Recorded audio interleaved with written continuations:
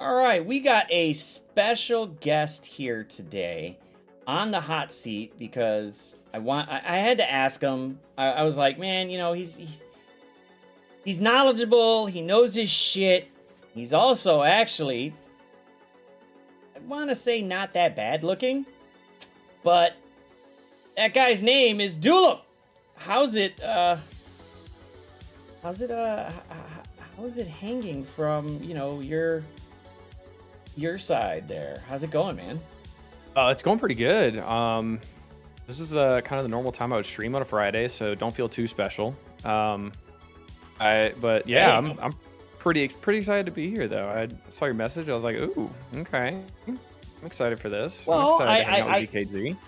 I like to see the newer streamers pop up, and I Mhm. mean you've been all over Run 7 stream, but you be popping in there with facts, just straight fucking facts about the game, and it's like, wow, this guy is knowledgeable as shit. Now he's streaming. We should find out some more about this guy, cause I've always heard your voice. We're in the goddamn same alliance, so it's like, okay, let's go ahead and see. Let's ask him some questions and see what happens. Yeah, for sure. Rolls. And the only reason I sound knowledgeable is because Run sets the bar so low. I can't really limbo under it. It's pretty easy to just like step over it. So it's pretty simple to be able to pull that off, honestly. Well, I mean, if the bar's low, the bar's already low, we might as well just go ahead and say fuck it. Just keep it around exactly. that spot. But he's Run's an awesome guy. He lets everybody in his stream, and it's just, hey, we're just trying to help him at least achieve a win somewhere in Crucible, because we know he's not going to be able to do it by himself. Oh, absolutely. Absolutely. Now, I mean, the main question, besides the fact that we love playing this game, but why the fuck do you want to stream Marvel Strike Force? So it's funny. It's actually Run was the main person that pushed me. He was the main kind of catalyst, as he's been for a decent amount of people in the community. He was kind of the main person behind the scenes, kind of pushing me. He's like, dude, you're on my stream most every day, kind of talking with me and stuff like this. Why are you not doing this? You're knowledgeable. You can talk about this game for hours on end. You can answer questions. You know what you're talking about. And you enjoy the game, and you have fun playing the game, and you have an interesting perspective. So it's definitely, he was for sure the push. And I knew, like, I love playing the game. The game's fun. I talk with you guys a bunch in Discord. Like, I love doing it. And this was kind of like the next step to it. I never really thought I would do this, honestly. Neither did my fiance. My fiance was like, what the fuck are you doing? And I was like, honestly, not a clue, but we're going to give it a shot and see what happens. And here we are. It's been like 2 weeks now. I've been having fun. Surprisingly, I haven't hated editing. I actually kind of enjoy it, surprisingly enough. I've been getting a lot of feedback from other people. Run's been giving me a lot of feedback. Updog's been giving me feedback. So it's been nice seeing kind of people giving me honest criticism that like just want to see me do better. They're not doing it just to kind of shit on me. So it's nice getting that honest feedback from people who I trust and know have my best interests in mind. Okay, so it's now confirmed. Please go to his videos and shit on him all goddamn day. Please. Make sure the comments Absolutely. Please do. He loves being shit on. Absolutely. I will say, starting off first, if you got that meticulous type of, sense when you're looking at the editing, and you've said it before, like you look at it and you go, fuck, man, I could have did this, I could have did that. Yeah. But it gets, I've learned to just say, fuck it. If I can't do it within like 5 minutes of editing, forget it. It's done. Yeah. I'm just gonna edit however it is and just get it going, because I'm looking to push the teams and the content, not the editing part. But if there was one person to watch in terms of editing, and we all know who he is, he makes editing feel like, if you take like 10 minutes for editing, when you watch Valley edit, it makes you feel like a fucking kindergartner trying to do some editing on some shit. So yeah, absolutely. It's really weird, but do you get that? You watch your videos and you go, oh my god, I gotta fix this. A little bit. I did, like, especially the first like week was really rough, because I was like, there's so many things to change and like so many things I didn't know what to do, kind of little things to look for that I got helped out with. I feel like it's getting a lot better now. The Cosmic Crucible videos are about as short as they can get now, just based on Cosmic Crucible just being long in general. 6 rooms, 6 attacks, possibly 7 if you drop a fight. I'm gonna start. What I want to start doing is editing the more miscellaneous videos a little bit heavier, maybe doing like 30 to 45-second clips on what I want to talk about, and then move on to the next topic and kind of shoot it out a little bit faster. Because I've noticed people in this community have the attention span of goldfish and can't watch a video longer than 5 to 7 minutes. So that's why I also put chapters in my Cosmic Crucible to make sure you can jump to a room that you want to see if you haven't seen it before, and then fuck off out of there if you wanna do that. That's up to you. I mean, it does get a little tedious, and that's why I'm just like, you know what, fuck it. If I'm gonna do Crucible during the stream part, I'm just gonna record it, just put in my freaking outro at the end, and just say fuck it. I ain't got time to sit there and cut up, unless something really stupid happens during it, or we go off on a tangent and there's no fighting for like 10 minutes. Yeah. But I'm basically trying to kill 2 birds with 1 stone. Fuck it. No, absolutely, Boom, throw it up, roll away. Because I will say the same thing my wife said was, "What the fuck are you doing, and why? Why would you do this? Why the fuck are you doing this?" Don't. Well, I like the game. I like the way it plays. I grew up on this shit, so la-di-da. You don't see me bashing you for all those horror movies you want to fucking buy every 15 minutes. Hey, I'm playing the game, whatever. This is my outlet, and I love audio and video production, so I love doing this shit. It's just on the back end, sometimes I gotta sit there and tell myself, I think you've been on this a little bit too long. Move the fuck on. Just go on. Yeah, for sure. So I'm a type of person that doesn't like harp on things. I look at it once, and if I see a problem with it, then I fix it. If not, I'll look at it for way too long and harp on every little thing, and that just is too time consuming because I don't have the time to do that, nor would I want to, even if I had the time to do that. So it's kind of just like, look at it once, look for any glaring mistakes, and move on. That's it. Kind of like that is what I've noticed has worked well. And obviously, the more I do it, the more I'm going to find less mistakes, because I'm just going to get better at it doing it the first try rather than having to do it over and over again. Yeah, once you start doing it, it's easy to just, like, you could pause the video. They got the options to pause the recordings now, so if you know something stupid's coming up, or you got like Baka coming in there with 85 fucking things in there, boom, let's just go ahead and be like, I'll pause it, I'll wait till they're done and then move. But it's something that once you get used to it, it'll just become second nature, and then you're going like, well, all right, cool. I'm just gonna keep putting out this content, just keep on going with it. Fire design. The Ebony store is just another store in the game. Just click on it and go spend all those Ebony treats. We don't know why they named it the Ebony store. No idea why. These guys. So the Ebony treats are it's a reference to Agatha's cat, apparently. Someone in chat told me that. I guess Agatha's cat's name is Ebony, so they wanted to change it to Ebony Cat Treats to not sound, I guess, potentially racist. But that's what it is. It's just a reference to Agatha's cat, because Agatha's cat name is Ebony. Okay, Ebony Cat Treats. That literally sounds like it might piss off a cat. But since the cat can't say nothing... Obviously, I understand where the Ebony part is, but they still left it as Ebony Treat, so it's kind of like... Yeah. And if it's a reference to Agatha's cat, then why the... Yeah, I don't know. Let's see. Agatha hasn't been relevant for a minute. Her show is not coming out for at least another year, so... Yeah, I don't know. I think it was just a weird kind of pull for that, honestly. I thought that was a weird grasping at straws. Yeah, fire design. Yeah, it's basically just another store inside the game. It's basically giving you free stuff because they gave us a buttload of the treats. So you could basically save up for what you like. The best thing to do would be the G18s if you're at that level. If you're not, fuck it, I'd still buy the G18s just because it's... oh, wait. Okay, wait. Now I get it. If you click on that link of his, why are the amounts frequently huge? Holy shit, 75K for 5 G18? That's wrong. That's wrong. That's very wrong, yeah. That's epically wrong. That should be 5,000. Yeah, you should send in a ticket. Well, Juicy came into stream and said there might be a store reset right now. Yeah. Okay, cool. If they did a store reset, oh my god, man. Did they do a free store reset? Threaten me with a good time. I'm checking right now. That would be great. I could spend some more. I could spend what's left of the ebony treats, but this is... No, they didn't. This is ridiculous. How is... The store was reset? Okay, the store was reset. Are the prices wrong? Because I'm trying to load up the game to look at it. Are the prices fucked up? Because they were like... I think they were 5,000, right? 5,000? Yeah, I got it. I'm looking right at mine. They Mine is showing are... 5. For the 17s?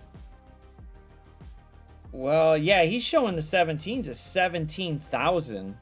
The Gear 2 17s, the 5 stack is only $12.50 for me. Yeah, I don't know what's up with that. If you look at it, if you look at the screen, the little pic he gave, I'm like, yeah, he's got I saw it. 75 75K. G15s for 75K, and then the 40K for the other side. I'm going, the fuck is it? Okay, Fire Design, just hard reset the game, man. Not hard reset, just cancel the game out, start over, reset the game, boom. Just reload the game really quick, see if it fixes it, because maybe it's just they reset it and you were playing the game at some point and it just messed up. So it refreshed twice. Oh, lucky y'all. I wish I could buy the King and stuff in there, but that ain't happening. I'm fine with that. Fine without it. These guys mess up so... I think we have to have, like, I don't know, like a really long video of how many mess ups these guys do within the year. Like, oh my god, this is... It's just... It gets worse and worse and worse. Like... Yeah, it does.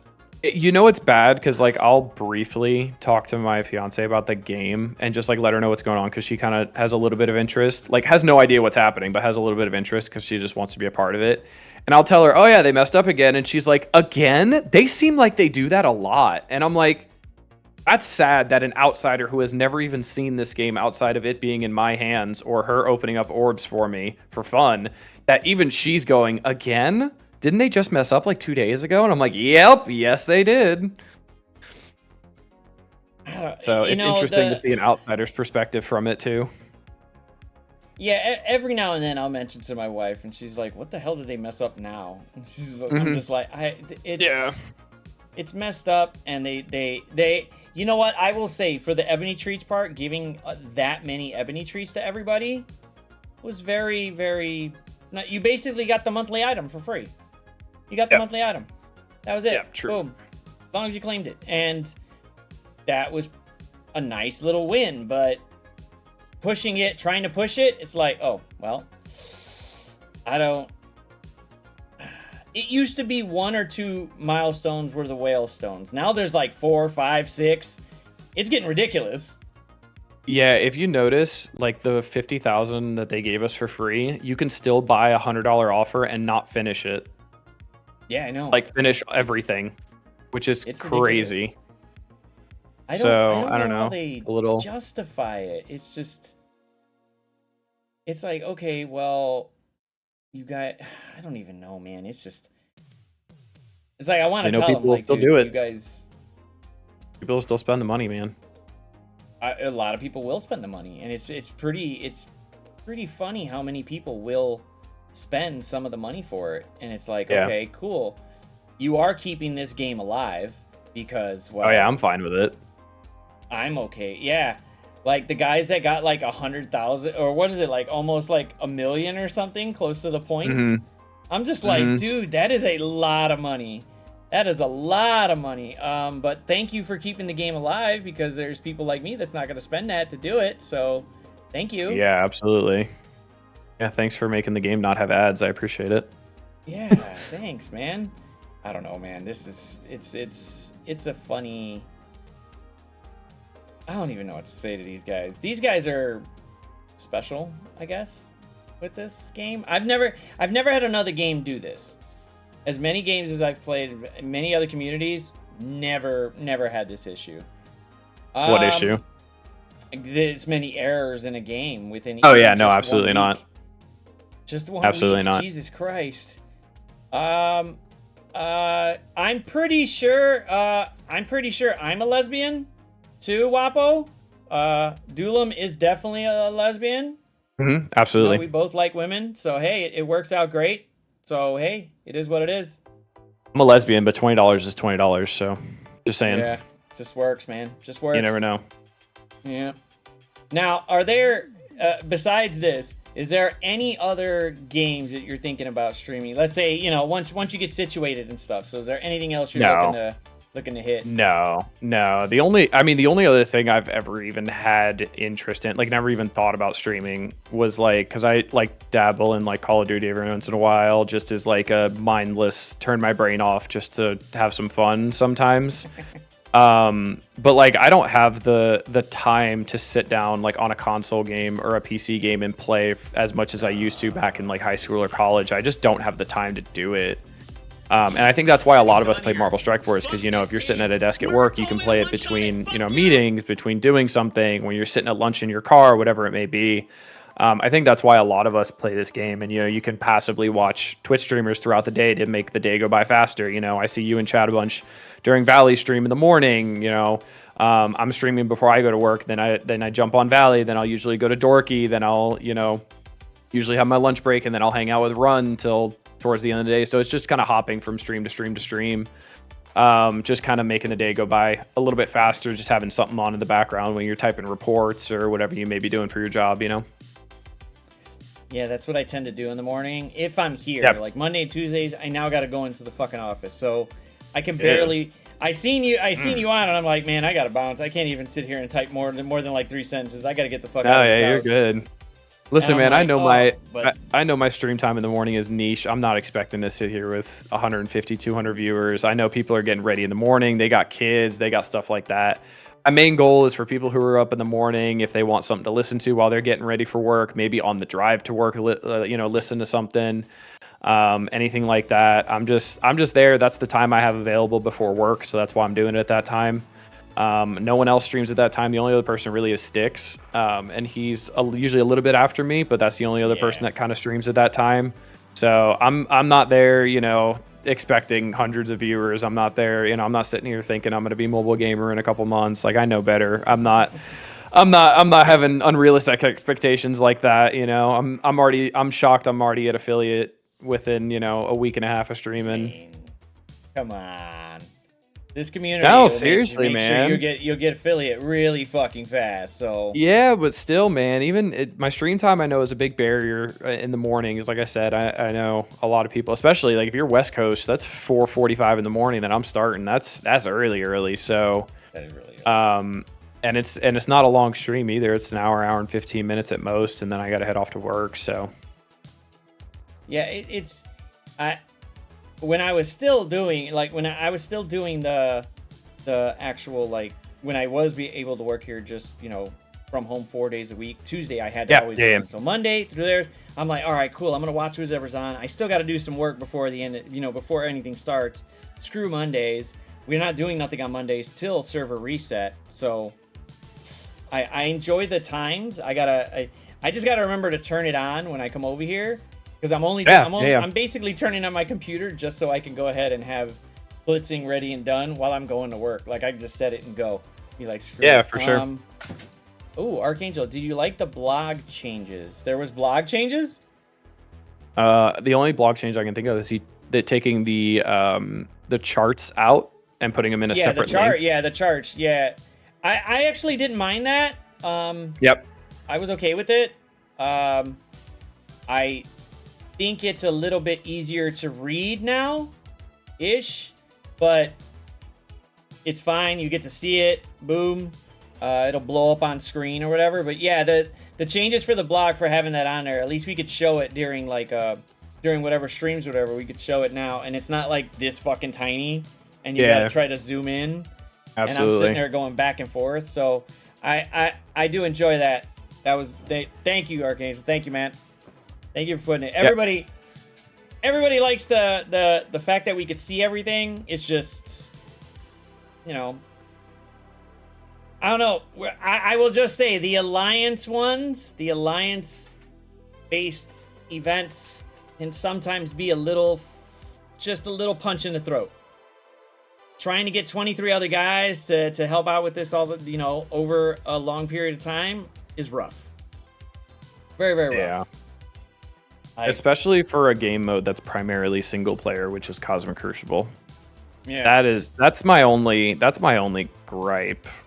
The Cosmic Crucible, especially when you got people that are stuck against Super Scrolls and it's hard to clear the room, and then you're letting down your alliance. And every time Dorky was going against a Super Scroll, he's like, I just cost somebody $9 on my alliance to, buy the makeup for me not clearing a room or whatever it was. That's a random figure, but it's just kind of crazy. I feel like that's a little annoying that a single player mode relies on alliance, alliance participation. I feel like I'm okay with Alliance War because it's already an alliance game mode. Yeah. Same thing with raids. That's fine with me. I think the CC wins is a no-go. I think the fact, if you could just cap it at, hey, you do 18 attacks, cap it at 18 attacks, whether you win or lose, and that's it. Then you get your 18,000 points, 36,000 points, whatever it is, and that's it. If not, just leave it as just a solo one, so that way all I got to do, if I don't do anything in that event, it's on me, and I don't have to be like, damn, I let these other guys down because I couldn't beat this big 2 million team in room 6 that just ran over my guys. So I think it would be. And we've also found that like Masters of Evil have been the team that you need to win with for the bonus points, right? And we've found Masters of Evil can be a good sack team for Secret Defender's scroll. So then you're also penalizing your alliance even more for going against a scroll and needing to use that as a sack team if it doesn't end up working, right? So that's also another kind of issue that I've seen. I haven't encountered it. I'm in Diamond 3. I've been skirting around Super Scrolls a little bit, which is nice, but I'm sure I'm going to find my fair share relatively soon, especially when we all get knocked down a peg when the next season starts. I have a feeling. Yeah, that's why I want to win as quickly as possible. Yeah. Because I know we're going to get knocked down, but I have seen one Super Scroll, and there was no... Yeah, I wasn't getting past that guy. That no, not at all. Jesus Christ. But we don't know when according to Tana, with the rumors, there'll be stuff out there, so it's like, oof, there's stuff coming, and we already know there's stuff coming anyway, because obviously Scopely's been working on something, so we know you guys are working on stuff, we know you guys are trying to push for it, we're happy with that, so well, I think with Super Scroll, it's just when you see him the first time and you haven't seen anybody around your level try to do that, sometimes it doesn't work. The Dorky, the Tacos and that, they have massive teams. We don't have that. We have maybe a couple characters that could probably do it, but then we're like, oh my god, we got to go ahead and go all in on Super Scroll. And then what the hell are we going to do for the next 5 rooms? Shit, we're done. So, but it's not a gripe that I'm saying, Archangel. It's not a gripe at all. I like the difficulty. I want the difficulty. It challenges me to figure out how to beat it. Absolutely. So that's the big thing. I like the challenge. Some people might not like it. I like a challenge. And yeah, the people that are saying Super Scroll is too good and the difference between Super Scroll have and Super Scroll have not is a problem in the game. No, that's what keeps the game alive. Because if the people who have Super Scroll right now don't get that massive boost from spending X amount of dollars that they spent to get Super Scroll early, they're not getting the value that they see for spending whatever money they spent. So then they are going to be less incentivized to spend money to get the next big bad if he's not as good as Super Scroll. If you're not getting to stomp people in CC because you spent, I'm going to throw a random number, $10,000, you're going to be less incentivized next time to do it, right? They need to make money somehow. They're making money off of the top 0.5%. I'm very clear about that. I'm okay with that. That's fine. I don't see the top 0.5%. And something that people have been, losing on purpose and then putting Super Scrolls in Diamond 2 and Diamond 1, Scopely can't combat that, period, plain and simple. There's no way to go to combat people doing that because people can lose if they want to lose. And then you see people in chat complaining that, oh, I'm going against somebody 20 million TCP higher than me. The matchmaking's terrible. No, the matchmaking isn't terrible. You're winning, so you're going against better people. It's as simple as that. If you want easier fights, drop down to gold, drop down to silver. If you already have 7 yellow quicksilver, you don't need those points, right? I don't suggest that with the new season starting soon, because I think the rewards are going to get revamped and you're going to want to be high as possible. So I wouldn't suggest that, but it's a choice. I mean, but the matchups are going to be messed up for that first week or two anyway, because everybody's dropping. It's all right. It's just we're used to it now, but there's going to be there's more sus in the game now than there was before. So obviously, and there's some guys that just don't care about Crucible, but then every now and then they'll pick up the game and be like, all right, cool. And they got sus.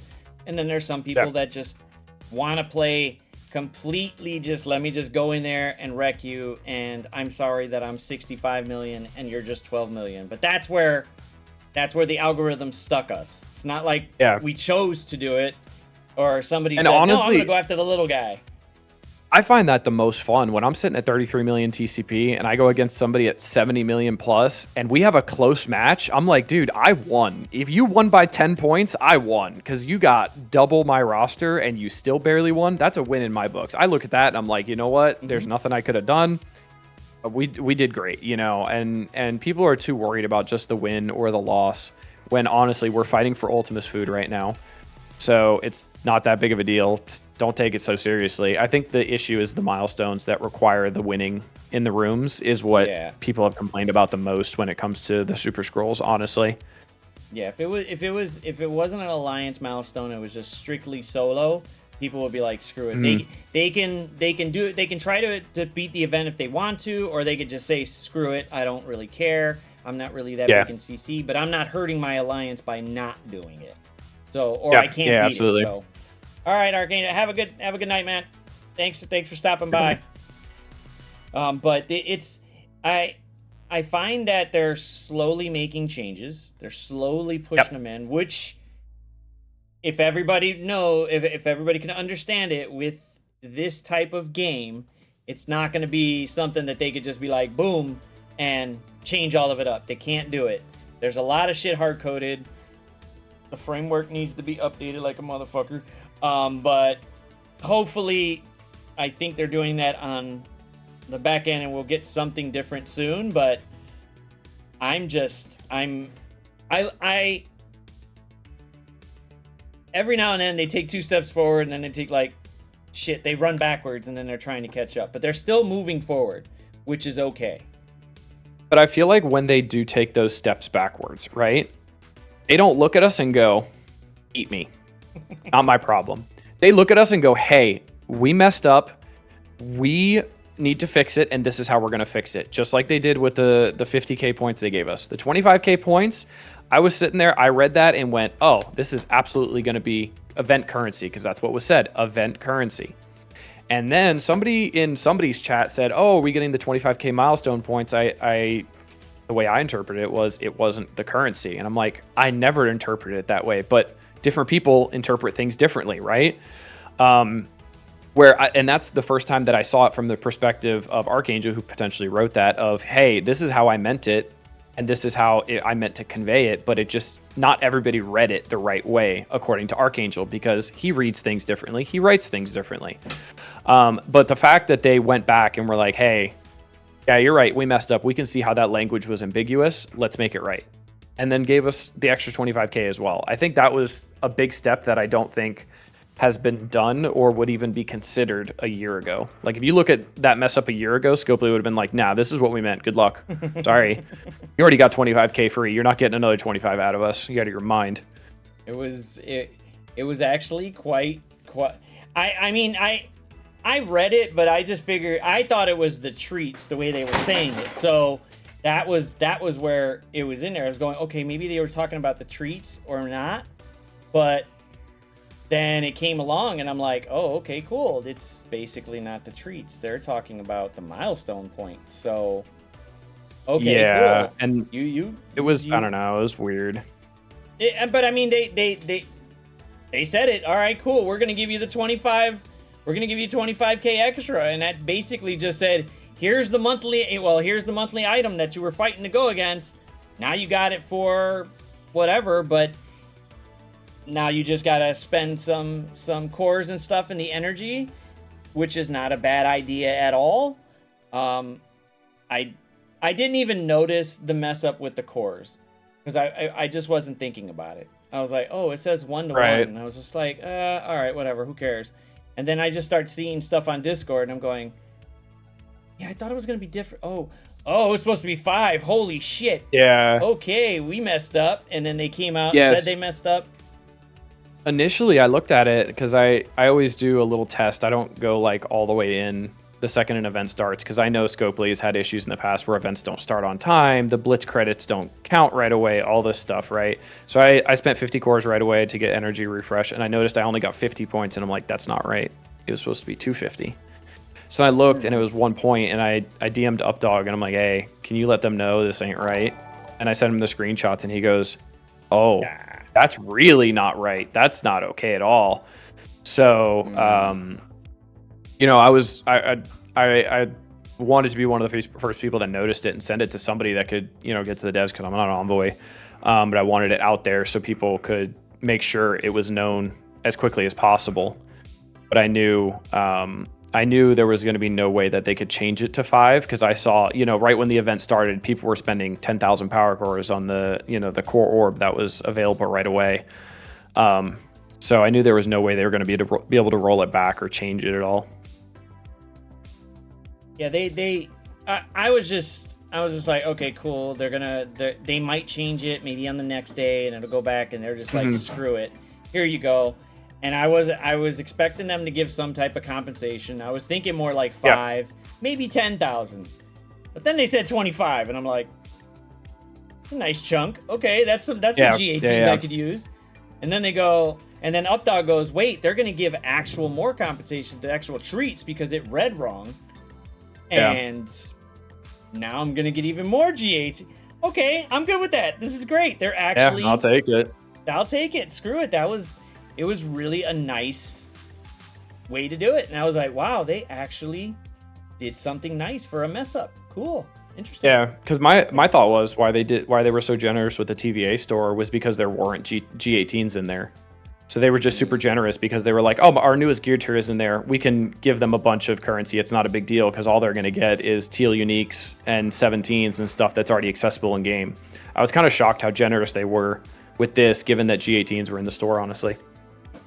Yeah, well, I'm happy they weren't like maxed out at like 10 or 12,000 or something. Right, I thought they would be of course. For like 5 of them. But then they're like, oh, well, that's actually not a bad price. Well, okay, cool. I'm just going to save it. I'm going to go ahead and try to get as many of these, you know, ebony treats inside the campaign and then go from there. And also the bio and mutant origin pieces, the 18 origin pieces are now in the store as well, as of today in the event store. So the bio and the mutant pieces were originally taken out to start, so it was only tech skill and mutant, or tech skill and mystic, but now the mutant and bio pieces are in there now. So if you guys are looking for those are also in there now too. Are you farming Heroes 1-3? Heroes 1-3? What is Heroes 1-3? So it's 6 energy, but it gives, I think, 3 point something the amount of ebony treats. Oh yeah. Oh, it gives like 4 times almost. Yeah, it gives almost 4 times as much. So I'm like, well, for 6 yeah, it's a 6 to 23 ratio. Yeah, I was like, interesting. That's not bad. Okay, and it's the only one. It's always 1-3. It's always Heroes 1-3 that's fucked up. Like they just don't. They're just not fixing it. They're just not doing nothing with it. They're just saying, screw it. Here, you do what you got to do. Hopefully somebody remembers. And now, anytime we get one of these stores or we get the new, you know, stuff to get, I'm just like, let me go check that to see if it's done right. And I'm like, oh, messed up again. Now, yeah, it's interesting. What did you think about the Strike Pass?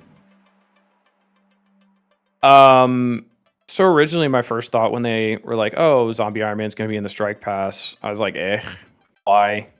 You know, the stars we have him at right now are fine because I've had him at 3-star for a year and I will never take him higher than that. He's at 3-star level 60 and he works perfectly fine. I'm never going to take him higher than that because I don't need to. But then when they put the G18s in there, I'm like, ooh, okay, I like what they're doing with this. They're making it a little bit more accessible for people, which is good, which is what they need to do. But then my next thought was, what's the next big bottleneck coming? Because when they start releasing the newest bottleneck to other people, next one's got to be right around the corner for the big people that spend, to keep spending on. Because right now, obviously, they're all done with Super Scroll. Most of their roster, that's the usable roster, is at G18 already, so they need something else to spend on. So I have a feeling that's coming next patch. Yeah, I'm thinking since we know the G19 borders are in, we don't know what the pieces are yet, but they're there. Yep. Stuff is there for it. We just don't know when they're going to push it. And the fact that they're giving all these experience points doubling and stuff, it's like usually when they do that, a level cap increase is coming, and I really don't want to see the amount of gold it takes to get from 95 to 100. I'm really scared about that one. Yeah, and so one thing that's kind of interesting that somebody brought up, so normally what they'll do is they'll do the level cap increase, right? And then 3 months later, they'll include some extra gold into the game somewhere, right? But at first, they're going to keep it super stingy still and everything like that. I feel like as of right now, they've actually included the gold before they did the level increase, because they doubled the war rewards. So now we're getting an extra, 20 million gold every month ahead of the level cap, essentially. So that's helping me get to, Dark Dimension 6 finish faster, because I'm refreshing the supply store twice or 6 times a day. I'm doing the 50s and buying all the 18s in there. I've been spending more than 6 million gold every day, and I'm still at like 17 million. Yeah, I do that with the store now. So it's like, okay, I got some gold. I might as well go ahead and refresh the store and get as many as I can. Yep. And now that I'm getting down to just legendary, because city's basically almost done. The hell? Yeah. City's almost done. I'm gonna freaking, what's it called? I'm just gonna focus on I'm gonna only focus on the actual pieces I need, and not just grab every single one of them. Because once I grab every single one of them, it just became a clusterfuck, and I'm like, no, let me stop this. Let me just start looking at the planner. Let me grab what I need. All right, do I need more coke? Do I need more of these salt shakers? What do I need here? And I'm like, ugh. But the strike pass I was not planning to buy it, because I figured they were just gonna update it with like a few little things here and be like, oh, okay, cool. The amount of G18s in there, I was like, yeah, I think I can. Yep. Absolutely. You know what? I don't need wings this week. I could go ahead and get some G18s. Fuck those spicy wings this week. I want some G18s out the amount in there is ridiculous, and I'm like, wow, this is not bad. And then they got gold in there, they got training mats in there, and it's like they're really being nice right now. Yeah, it's interesting. It's odd. That's what makes me think that the new thing is coming around the corner. That's just gonna be inaccessible to most, and that is just gonna be a massive sink. The issue is with a level cap. I don't think they make much money off a level cap anymore, because all the people that spend, exorbitant amount of monies on gold already have every toon level 95, including minions. So they're sitting on 500 million gold. And I'm not exaggerating, 500 million to 700 million gold easily. So the second level 100 gets into the game, their biggest bottleneck is just getting to level 100. And guess what? They're sitting on 50,000 experience. They're at 50,000 campaign energy. They're just waiting. Yeah. So the second that hits, they're going to be at level 97 day 1. Day 2, they'll probably be at 98. Day 4, 99. Day 6, day 7, level 100. And then their TCP is going to grow by probably 20%. You're going to see people like Beta Ray Bill at the top. They're going to be at 100 million TCP pretty quickly. Yeah, because it was like back in the day, everybody would be sitting there going, all right, how fast is Tadano going to get to the next level cap? And then you look at it, you're going, wow. Yeah, and it wasn't even days. It wasn't even days with him. It was hours. It'd be 3 hours, and you're like, oh, he's already max level. Okay, cool, sick. I'm like, an 80th of the way to level, the next level, let alone the max level. So yeah, it's definitely interesting. I've seen a lot of speculation. People are like, oh, there's going to be a new currency to level up 95 to 100 to really milk the people who want to spend on it. I don't think that's going to be a possibility. I think that's going to draw way too much of a line between people that spend and people that don't, especially if they make it super inaccessible for people. I think the gear tier needs to be the hard line between the haves and the have-nots as a line. The gear tier has always been the line, right? And I think that's why they made gear tier 18 so impactful. When you equip all of them, you know, you're getting a 20 to 30% stat boost. So I think having that was that fine line, because they know they weren't going to get the money that they usually get out of gold, because everybody's maxed out on gold, the people who spend a lot of money. So they're not getting the profits from a level increase like they used to back in the day. Yeah, well, so okay, do you think they're gonna do level 100 and G19 at the same time? No, I think they're gonna. I think they changed that idea, and I enjoy that they changed that idea. I think they made it look too daunting for people when they did both at the same time, and I think they drew a line between the Krakens, who spend on everything period, and the whales that spend on what they feel is good. Because then you're choosing between G19 or level 100. So if they split it up, they're not spending, you know, let's say 5,000 on G19, 5,000 on level 100. They're not spending 10,000 together when it comes out together. They're spending 5,000 in November when level 100 comes out, and then they're spending 5,000 in March when G19 comes out, right? So it looks better on them, because then they're like, oh, I'm not spending $20,000 in 1 month. I'm spending 10,000 here and then 10,000 in 4 months later. That's a lot more palatable than 20,000 all at once, right? So I think it actually made them more money by splitting the gear tier that way and the level cap that way. Yeah, well, we know there's something coming. That's obvious to me. Usually around their anniversary, you know, stuff, they usually bring out some type of new game mode or something new, and they didn't do that. Yep. And more than likely, it's because of all the issues on the back end. There's a lot of framework issues because it's old as shit. But I think the way it was worded, it sounded like something I've heard at work, where you just go, okay, we got this old piece of shit here. We're going to work on the new one here, and the moment we got it up to par, we got it up to date to this one, we're just going to grab everything from here and throw it on the new one, and everything should work out great, which is kind of what it sounded like when I was reading it and when they were saying. So if they're working on a new framework, we're probably going to see something very different, and the game might be a little bit less, I don't want to say buggy, but they'll be able to add shit on the fly instead of going, well, we can only add brand new shit. If there's stuff in there already, we really can't mess with it, which is what they say now. They can't mess with it because it'll break one small thing and it'll trickle down everywhere and fuck everybody up. But I hope that's where they're going. Implementing wise, it does take a while. So if they're gonna do it, it'd be great, but I would say fuck it. Take your time doing it, so that way this is less buggy and we have a very good experience once it goes in. Yeah, absolutely. I think they do need to update just the entirety engine of it, just because they've been running on the same engine that originally only handled like 50 tunes on release, and 4 game modes less, 3 game modes less. So like they're trying to, duct tape everything that they can and WD-40 things to make sure everything works the way it needs to right now. The problem is, if you don't have the framework, you're not going to be able to do the things that you really want to do. And I feel like they've hit their limit on wanting to beat their head into that wall over and over again. And they're finally saying, hey, it's better for us to just come up with a new framework that we created, because they didn't even create this framework. They inherited it. So that makes it even harder for them.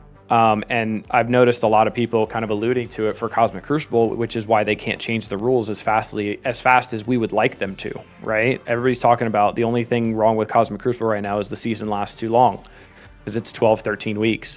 It'd be great if it was every patch, or, every 2 months or something like that. That'd be awesome. But they don't have the ability to create quickly enough because of the framework. They're not limited because they're dumb or because they can't come up with new ideas. They're limited because of the manpower, not the manpower, the system that they're working with. And I think that's hard to convey to people that don't understand how a system works like that. Yeah, it's the best way I could describe it is like you got an old ass fucking, we'll go with a Pinto, old ass Pinto, and you throw some shiny new rims on that bitch. It looks great on the outside, but it's still a piece of shit car. There's the no transmission's way you're still getting around old, it. man. Yep. The transmission's still old. old. The engine's gonna go right now. Okay, cool. You got a couple people looking at it going, nice rims. Oh, well, shit. I'm stopped on the expressway now because I didn't fix the internal parts. But at least the spinners are still rolling, even if you're not rolling. Oh, yeah. Hell, fuck yeah. You Exactly. got the spinners rolling. So, Shoot, I want to catch everybody's eye while they're passing me by on the expressway and I'm fucking stuck here. Thanks a lot, guys. Yeah. But if they're doing that, it'd be great. Did you get a chance to take a peek at Tana's new video, the most recent one today? No, I have not watched Tana in a little bit just because he went too far into speculative territory with a lot of his videos. And I like kind of sticking to what's in front of me and not speculating a little bit because you have to, because obviously you don't know. But I had the video about Green Goblin where I just went off of what was in front of me. I went off of, text that I saw like, hey, it looks like there's Green Goblin in the game. They're referencing him. They're also saying in the text, hey, Green Goblin is going against Pegasus. We are playing as Pegasus in this campaign. Clearly, we're going to go against Green Goblin, and clearly Scopely's not going to build a whole tune just for us to go against him and never be able to play with him. That's never going to happen, right? So it's just common sense at that point, rather than just going straight into speculation like, oh, this person's been rumored, and these are the other 4 people that I think are going to be on the team. Which, like, that's his cup of tea. Great. Go for it. I'm not going to bash anybody for making content that's working for them and working for the community. If you like him, awesome. If you don't, also awesome. That's fine. I've never been a big fan of Heartgrave because I just didn't connect with his personality as a content creator. I don't dislike the person, but I just don't watch his content. That's it. And I feel like people have done the same thing with Dorky, saying his content isn't accessible to people without massive rosters. And I'm like, no, because I've used his Scourge guide on every single Scourge. And where I didn't have something built, I supplemented it with something else that I had and used my brain. Did I have X Factor to do a burn attack on node 6 for the Nova Scourge? No, but I just ended up doing it with MOE, and it took way longer than it should have, but it is what it is, I mean, it's the guy with Tana. Yeah, he does a lot of speculating. I'll speculate from the game files. I'll look at the game files and like, okay, this is somewhat of what they're thinking about doing. So like the Sword Satellite, the file is in there. It's just a XYZ file, but it shows you shit because they said, hey, it's only going to be 40 levels, but it might be more characters on there, and they're going to be hard as shit. And then looking at the game file, looking at the JSON, I'm like, okay, 10 red stars on the last level? Somebody's getting fucked.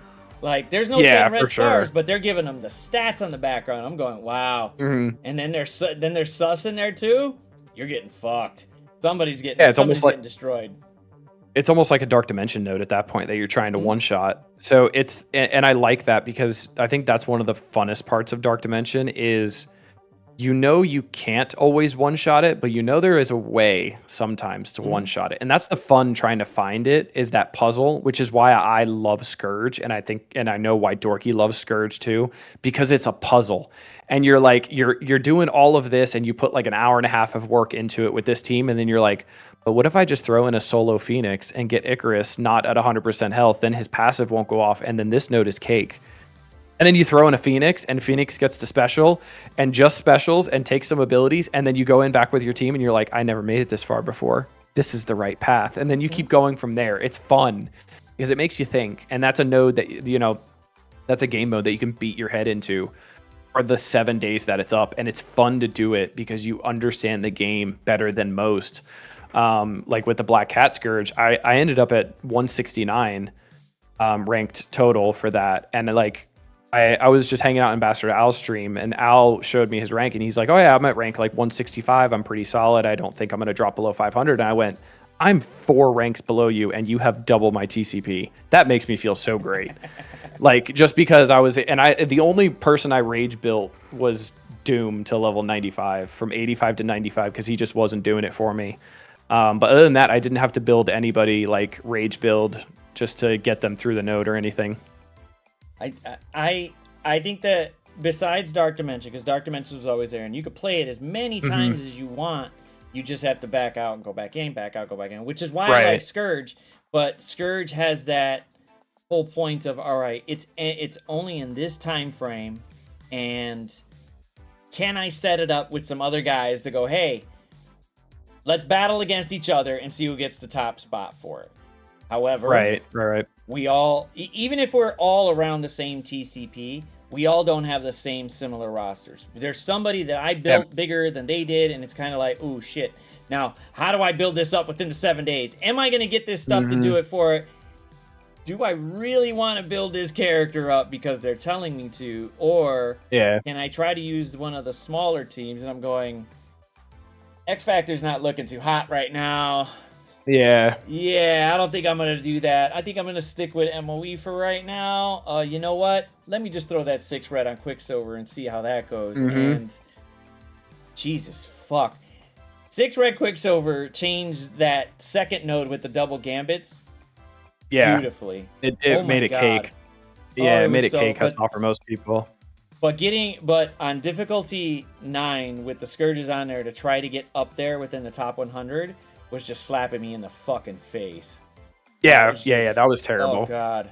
I don't want to say it was terrible. It was just, if I would have put more into MOE, because I was just like, okay, Kang is really the bigger one here. Let's build up Kang, because we're going to take him into DD6. Ultron and the rest of them, they could stay where kind of they're at, 95, maybe G16. Cool. Right. But I'm going, do I really want to build up Sticky? No, I don't want to build up Sticky right now. He does what he needs to do in Crucible. Fuck him, let him sit there. But I'm going, wow, if he was really a brick fucking wall, it wouldn't matter how many times both Gambits slap him in the face. He's just going to sit there and get slapped. But it's like, I got to weigh this on. But then again, I'm going, I can play this as many times as I want. That is the best reason I like Scourge, is I can play it. There's no energy required for it besides my time, and both my girls looking at me, motherfucker, get off that game. Well, I'm trying to beat something the same way you're trying to fucking watch those movies. Kiss my ass, I'm going to finish this, and then we'll talk. But and I wish they took kind of a Scourge-esque approach to Dark Dimensions. There's 2 different schools of thought they could do with Dark Dimension, with the older Dark Dimensions, right? To make people actually want to go back and do the older Dark Dimensions again, outside of getting a crappy border that no one even knows what the border means, right? I feel like there's 2 ways you could do it. Add Scourges to Dark Dimensions to make it harder, and then add milestones to that have good rewards that make us want to push, Dark Dimension 1 with a metric fuck ton of Scourges, because Dark Dimension 1's super easy, right? Maybe you give them 500% health, triple their stats, whatever it may be, to get it hard to where we're at now. And just add the Scourges that we've had from every trial and every Horseman Scourge into that. And it's like a set of 500 Scourges that we can pick from. And just, can you beat it with all of them on, even though it's only Dark Dimension 1? That'd be kind of cool. That would be replayability, because we'd always have something to go against, and it would give us something to grind for rewards. The other school of thought I thought of is doing it kind of like raids. So you know how raids, you have 1.0, 1.1, 1.2, 1.3, and it gets progressively harder, and you can see the stats go up by 5%, 10%, whatever it may be, right? Do that for Dark Dimension. Do a 1.1, do a 1.2, all the way up to 1.10. And 1.10 is scaled for level 100 G19 or level 105 G20, just to make it impossible that no one can get to. Didn't they say that for Scourge? Like, level difficulty 10 was meant for G20. And I'm going, so yeah, they did that with the first 4 nodes. That says something right there. Like, it's not as hard as it could be. Although when you look at like you know, the stats or whatever on it. They're like level 105 or whatever, G18, G19. I'm like, but I'm still being able to beat this whole. I shouldn't even be able to come close if they're G20. If they're supposed to be, you're supposed to have a G20 gear to beat this, even with the stats. So it's like, right. Okay, this should be progressively harder. The point system should be revamped for it. Milestones, they can make a bunch more milestones. Even if they don't make a bunch more milestones, they should put other shit in there so that way once you do get 7 stars, you go, I'm going to play it just because of that. Not because we're going to get the extra, you know, Nova shit or the next Black Hat, you know, Black Hat stuff, so that way you get the extra, you know, abilities. But throw some G18s in there. Throw some gold in there. People will be like, well, fuck that. I'm going to go ahead and play this over again to get that. I'll play it. Yeah. It's just I think the rewards replayability aren't worth it. And the rewards aren't worth it for most of the time. Like, are you going to look at it and go, you know, go to the Black Hat Scourge again and try to get 2.2 million again? That took, you know, I mean, I remember that run, the D10 run was faster than my D9 run because it was a lot of like figuring out what to do. The D9 run was like 8-10 hours of just resetting, getting the right RNG, seeing what's happening kind of thing. But I think the issue is the rewards for doing it after you've gotten the 7-star aren't worth it. I mean, you're getting like 50 health catalysts, 50 focus catalysts, 5 pieces of each of the origin gear. Like, it's just nothing. The 5 G18s at the end was 1.9, and then they lowered it, and I'm going, do I really want to bust my fucking ass for 5 pieces? If you put maybe 20 of each of those, I would have been like, you know what? I might want to figure this out for a half an hour. I'll take, you know what? Fuck lunch. I'll just go ahead and try to figure this out for a minute. But yeah, I feel like the Champions Bracket rewards need to be probably tripled, maybe quadrupled based on what they are now. Like, if I'm pushing and it's going to be as hard as they want it to be, I want to get a full gear piece of G18 to be able to put on, you know, of a bio character or of a skill character or anything like that. Like, I want a full piece. Like, that needs to be something that needs to be changed. I feel like it's not worth it to just sit there and just, you know, spend hours for 50 health catalysts, 50 focus catalysts, 5 G18 pieces, and some, you know, and some teal gear that we all have, the teal origin gear that we all have. So I just feel like the rewards are not worth the price most of the time. I did like the one for Black Hats where they had was it Blaster? Was it Blaster or Brawler? Brawler? I did like that. I was hoping that they would. I was hoping they would do something like that for Dark Dimension, like throw Protector in there, throw some other trait out there, and be like, now you really gotta fucking think. Now you really gotta figure out your roster to do it. Yeah, I think that would be definitely interesting. I think the only issue that they would see with that is there's so many tunes in the game. So, like, let's say Section 1 is Global, and then Section 2 is Protector. Guess what? I'm taking 5 global protectors to the first global section, so then I'm ready for the next section right away too. Even if I have to beat my head into it a little bit longer than everybody else, but I'm getting in there faster than everybody else, you know? So I feel like from a balance standpoint, that's hard for them, but that's why they've stuck with it's just Origins, because that's what separates the gear. The class of a tune like Protector, Support, or anything like that doesn't dictate their gear. So they want to make it gear, because the gear requirement is what Dark Dimension 6 is. That's why we all took Stitcher to Cosmic, right? Because it's the gear. It's just it's another idiot to open the key to open the door with the key, right? So it's not who you're taking in. It's just who are the cheapest tunes that can still get you through it. And then there's a different school for thought of like, hey, I want to take the ones that are going to give me the best bang for my buck longevity wise. You can also do that, but you're not going to get Super Scroll as quickly. Or you can go the super cheap route and, you know, take in Sabretooth, take in Lady Deathstrike, take in, you know, the tunes that are take in Shield Trooper who's 0 pieces, but you got to level up a minion to level 95, you know? It's just those food for thought that you need. It's just different people, and that's the best part about Dark Dimension. I mean, how many people were sitting there talking when the Apocalypse saga started about who to take up? No one, because we all took up the same damn tunes. For Dark Dimension 6, we've been having a conversation for the last 4 months since it came out on who's the best, who are we taking, who are we doing next. Ooh, Robbie came out. Now Robbie's a shoo-in for City. Who are we going to take next? Who's going to be better here? Do we wait for the next Legendary, or do we take an Invisible Woman? What do we do here? stuff like that. Like, it's great seeing that because it just makes people talk about the game more, and it gives people like us more things to talk about, and different perspectives to put out there if we're not doing what everybody else is doing. All right. Well, we got a question here from Pants because he wants to know what's a character you'd love to see in the game. So what's a good one you'd like to see? A good one I would like to see. Honestly, because it's always been one of my favorite characters. He's already been reworked once, but I feel like a different this is one of the only times I would actually enjoy a different version of a character. Is I would like an Old Man Logan. Oh, that would be awesome. That would be interesting. I would really like an Old Man Logan, kind of like from the Logan movie, where he was kind of tattered and beaten up, but still had, you know, the fight left in him and stuff like that. I loved that movie, honestly, because I feel like that was the first time that Marvel was really, really, really good at just being a serious movie for once and not trying to throw jokes in every 10 minutes and stuff like that. Like, kept the serious tone the whole time, kept the really gritty tone that character needed for 20 years, which was nice. I really enjoyed that. But yeah, an Old Man Logan would be pretty awesome. I'm hoping to get some sort of new Wolverine when Deadpool 3 comes out, and get an updated Deadpool, get a new Wolverine, and then get 3 cameo characters that showed up in the movie and get like a multiversal team. I would think that would be awesome, because that would be just like the dream team of like Deadpool getting reworked because he's been terrible for 4 years. Wolverine is a loved character, and you could sell a new one to us, and then 3 just cameo characters that people love. You know, that would be a pretty cool team that I think would be pretty fun. Just like a multiversal team that would be pretty awesome. Yeah, I think.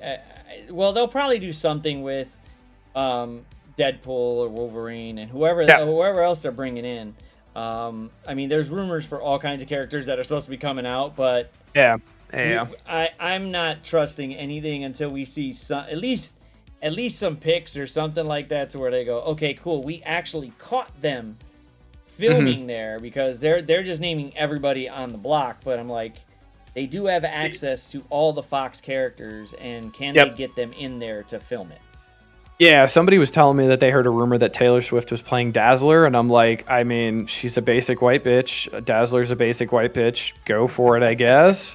And then somebody else said, "Oh, I hope it's not the Disco Dazzler that we have in Marvel Strike Force." And I was like, "You just messed up. They're gonna time travel to the 70s and see Taylor Swift dressed in some bell bottoms and look like she's from that 70s show, and that's gonna be your Dazzler cameo." So well, they probably won't even need to. They won't even need a time travel. It's just that universe is stuck in the 70s. Yeah, that universe is fully 70s. So now we got fucking Care Bear Dazzler out there, Taylor Swift with her fucking ass. Yay! Boom and bam. I mean, it would be relatively interesting to see how that, if it comes true. But I mean, they've already said it for both Magnetos, Sabretooth showing up.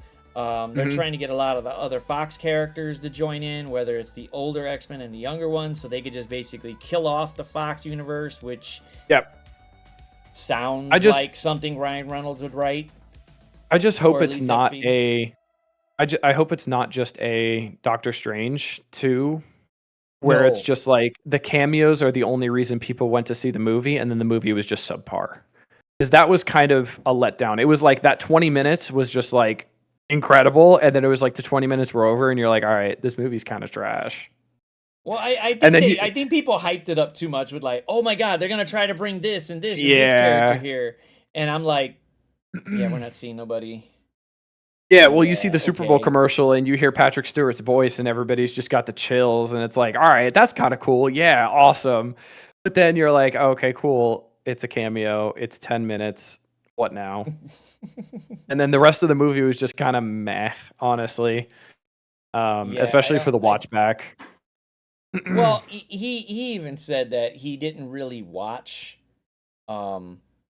he didn't watch WandaVision or try to tie into it. He just knew of it and some premise that they gave, and I'm like, I don't know. As a director, I would probably want to watch WandaVision just to get a sense of what's going on. And the fact that it's not even like really, long episodes, you probably could have did it in a couple days while taking a shit. every day. You could have finished all of them, and you're good. And you're getting paid millions of dollars to make a movie. You could do a little bit of research. Like, yeah, really? Like the Doctor Strange was okay for being different.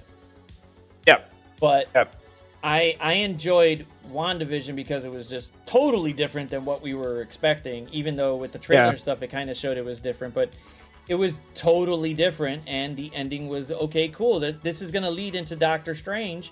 Okay, cool. Doctor Strange was like you said, the 20 minutes was like, oh my god, I'm sitting there, yes. The music, oh fuck, this is great. Yeah. And then, okay, all right, are we gonna get anything else with it? Like, yeah, what now? Yeah, no, it just didn't hit, and it just wasn't. Yeah, I wasn't feeling it. Wasn't really feeling it. It was just really whatever. It's cool. Do what you gotta do. Yeah, that movie peaked about 50 minutes in and then just plummeted from there, unfortunately. Yeah, I know he was trying to do stuff different, but it was just like, yeah, it's not hitting that. Like, you already pushed the bar a little bit, you should push it just a little bit further and then just keep on going with it. And people will be like, well, fuck, we need to bring him back. And yeah. So what's your hype level for the Marvels? Curious about that. I'm gonna go see it maybe. Usually, for any big Marvel movie, we will go day of, which is usually Thursday night, whatever, so we could see it, so I could just avoid spoilers. I don't want to hear shit. Somebody will say something to me, and I'm just gonna be like, fuck you. Yeah, of course. For the Marvels, I don't know. I think I can wait till Sunday. I think I'm okay with it. Yeah, I think I made the decision. I can wait till Disney Plus.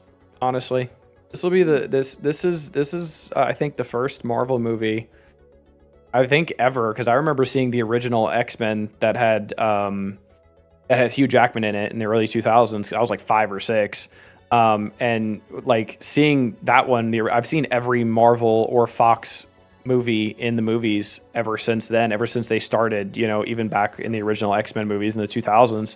This will be the first one that I am like not even. I don't want to pay $30 for me and my fiance to go see it. Like, I don't care. I literally looked at the trailer. I'm like, ugh. I get a Freaky Friday vibe from it. Why is this happening? And honestly, after Secret Invasion, I was even more ugh, because Secret Invasion was just terrible. I don't even know what to say about Secret Invasion. Could have had. All they had to do was bring in like 10 fucking characters just to have that appeal for it. Even if they were all fucking turned out all to be fucking Skrulls, it would have been fine, because it would have been like, okay, cool. Now they really got to go. Super Skrulls got to go up against a couple of some major players, because Secret Invasion was a huge thing in the comics, and they tried to push it out, and then wow, now we get an overpowered Khaleesi. Great, cool. Fuck it, whatever. And the CGI on that was just like, even my daughter was just like, I could draw better than that. This is some bullshit. Yeah, you look at it and you're like, this doesn't scream billions and billions and billions of dollars for the amount of money that the company that's making the product has. Like, it's not like, oh, budget restrictions. Fine, I understand. It is what it is, I'm looking at movies back in the day where, you're looking at Jurassic Park and it still holds up to this day. It does. Because they put the time in and made they put the time in and made an animatronic T-Rex, and it stands the test of time today. I mean, you look at some older CGI and you're like, and they're doing She-Hulk in 2022, and this is the level of CGI we have? Really? This is peak CGI? I love the whole thing of, we don't got the money to do it. Well, it costs this much to do it. Well, you're putting out a product for this. This is what you do. It's not like somebody dumped this on you. This is what you do. So there's nothing where there should be no reason saying we don't got the money for it, when you got almost a majority of the movies getting either close to like $700 million to $1 billion a movie, when you're only making it for about $250. So you made a shitload of profit. Where's it going? So you should be able to get some of the CGI. Even if you wrote into Secret Invasion, they only get like 3 or 4 powers, which is what Super Skrull usually does. He gets 3 or 4 powers. Not everybody's, but 3 or 4. But now we got an overpowered fuck that we might not even see her happy ass at all. Yeah. Yeah, I don't think we see much of her, honestly, until Kang is over. Honestly, I don't see. Just forget about it. I think they're gonna forget about it with whatever other stuff they're bringing out. I think they're just gonna forget about it, and it's gonna be like, well, you served your purpose for the Secret Invasion. You know, whatever. It's cool. Yeah, I don't know. I feel like unfortunately they've bitten off more than they could chew with the TV shows, because TV shows are very different from movies. Obviously, the runtime is 3 or 4 times as long if you've got 6-hour-long episodes. So I feel like the issue with the TV shows is they're going with quantity over quality, and I think that's really starting to show and bite them in the ass, unfortunately. So I think that's a problem. Like that's kind of why I liked the whole WandaVision. WandaVision was actually a little bit better quality because the episodes were just small, but they did pull out 9 episodes, but they were like 20, 30 or 30 minutes, and they tried to get as much as they could in there. And then the CGI at the end of it was actually quite decent. It's all right, cool. When they got to She-Hulk, I was just like, okay, all right, this is not looking, whatever, okay, cool, that's fine. How do you feel then Ms. about Marvel? Loki? Oh, Ms. Marvel was bad. Ms. Marvel was atrocious. That was the first MCU anything that I didn't finish. And because I have a buddy of mine that I kept in touch with, and he's like, oh, I know you didn't finish it, but I just watched like the last 10 minutes because of when they said mutant, and then they played like the X-Men music a little bit. I was like, oh, okay, cool. Makes sense. She's sometimes a mutant in different storylines, whatever the fuck. So I was like, oh, okay, cool. I'll watch that. Great. How do I feel about Loki? Season 1 was the best TV show that they've ever done by far. Like Loki was a 10 out of 10. Next highest was probably WandaVision at like an 8, and then Winter Soldier at like a 6.5, 7-ish. Loki was by far just the best. I haven't seen episode 2 yet. I watched episode 1. I enjoyed it heavily. I got the old feels from watching like the original Loki. I didn't get a feel of, I can tell this had a 3-year gap between season 1 and season 2. I got the feel of like, we're right back in where we left off, which is great. And that's what we wanted, right? We wanted that Loki feel. That's why everybody's been so hype about Loki, because we're like, some of these TV shows have been kind of missing the mark. There's no way they fuck up Loki season 2, right? There's no way. They can't. Season 1 was so good. How can they mess up season 2, right? And as of right now, season 2 looks pretty good so far. I have had no complaints about the CGI, the storyline. I like, Tom Hiddleston's a great Loki. The jokes in it have landed. I found it funny.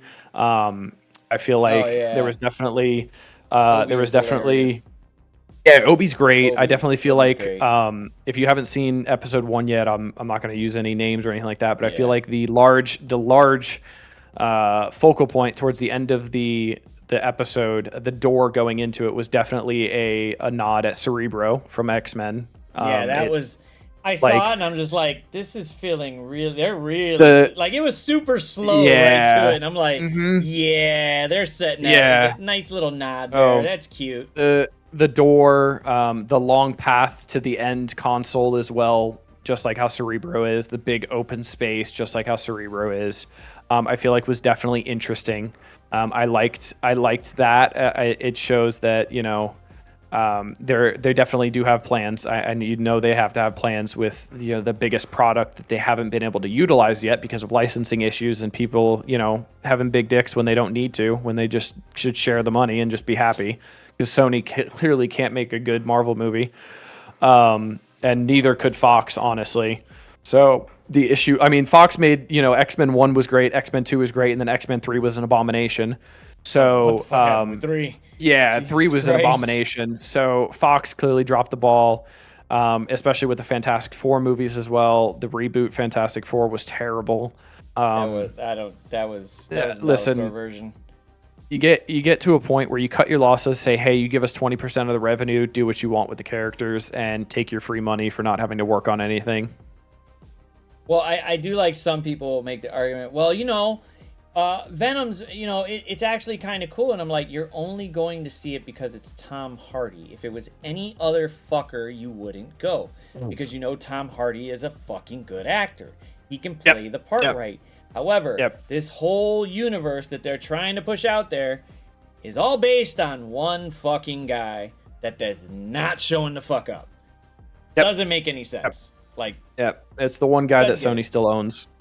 Yeah, and unfortunately, Sony's not going to ever give up that name unless it's billions and billions and billions of dollars, because they know how much of a draw it is, right? And it's unfortunate that they're doing it, because it's just hindering the audience, right?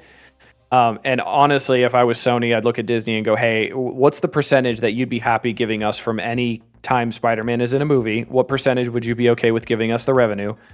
And you could do whatever you want with it, and we'll never bother you again. Another issue, Disney obviously bought Marvel, right? That was a while ago. In Orlando, Florida, you got Marvel Island. Islands of Adventure has Marvel Island. They have a deal with them. I think when they sold the rights, they had a deal with them to keep Marvel Island there for at least 50 or 100 years. It was one of the two. But imagine what happens when that timer ends up running out, and they got to change, a quarter of their park, which has been a staple in the Incredible Hulk ride and all that stuff, and they've just got to change everything around it. It's a lot of people with licensing issues that it's just sad that it's a thing, honestly. Sony's not working. Let Marvel do what they got to do. They understand the context of the characters. They know what they need to do when there's decent writers. Should have been okay, but hey, whatever. Sony wants to try it. You're just still fucking up. Sorry, Kraven's not going to be any good. Doesn't matter how you spin it. It's not going to come out good. It might have a few cool fight scenes. The trailer looked great. I'll give it to Sony. They could sell a trailer. Yeah, they know how to make a trailer. I agree with that. Movie-wise, I will say Morbius was the first movie in my entire life, and I've seen a lot of movies in the theaters because I love going to the theaters. It's great. I love seeing it on a big screen, sound system, all that good stuff. Morbius was the first movie in theaters that I was watching it, and I thought it had ended like 30 minutes before it ended. And then it cut to another scene. I went, oh, fuck, there's more? That means I have to stay? That was the first time I legitimately had a thought of, is this worth staying in? Do I really want to stay and finish this movie? Because this is abysmal. Like, actually terrible. I've already told them, and I've told these two, because these two, my daughter and my wife, they love talking during movies. Especially when we're home. They want to talk, and they'll push pause or whatever if it's not live. They'll want to talk about something and ask me a fucking question, and I'm like, I'm watching the same new episode as you. I have no idea what the fuck is going to happen. So why are you talking? Just don't. So I told them, hey, anytime we go to a Marvel movie, don't ask me shit. Leave me alone. I'm watching this with you at the same time. I have no idea. I might have some comic book references for you, but they're obviously taking it in a different direction. So run with it. During Morbius, I gave no fucks after about 40 minutes in. Because I'm just like, I have no idea who the fuck wrote this, but it's not working. It's just not. And I love Matt Smith. I liked him in Doctor Who, so we're like, yeah, this is gonna be great. Yeah, let's go ahead and do it. Yeah, okay, cool. We can talk about whatever fuck you want to talk about, because this is hitting. The whole tie-in with fucking Vulture and Michael Keaton and shit, that was just dumb, stupid shit. I'm just like, you're not. I don't know how you're doing it, and just let me know out of any fucking, even if the gods were able to give you some miracle that they gave you the exact same suit from the previous universe, like, that just don't make any fucking sense. So I'm just like, whatever. I can't do it. I feel like that end credit scene shows the audacity Sony has to feel like they can build off of something that was that terrible.